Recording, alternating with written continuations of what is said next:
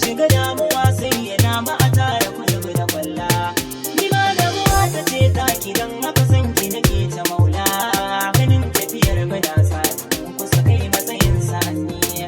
Salon wasu ne a soyayya in sun zaune su dinga wasa.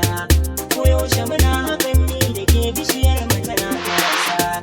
Ki bayyana so da mai danki kauna gane ina na dosa.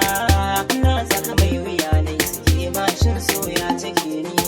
Komai na yi mallaka dai abin cewa na rasa hakan ki. Domin ki na daina yin tanadi buri na mallakar ki.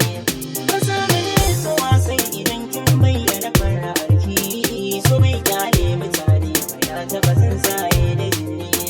Ki zo ki min da jagora sanda ta kirki ta rufi.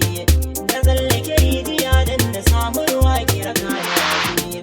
Dan ba ta yabo ki ban na ku so hannun ki ya min littafi. Kana iya koya sona don haka za na tsaya a hanni.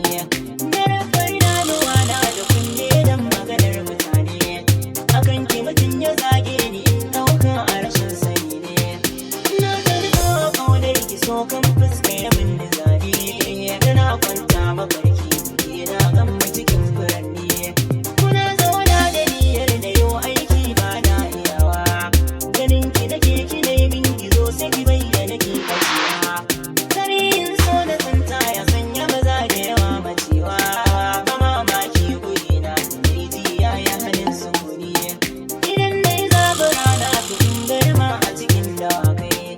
So bai san takama na ji ya jawo kare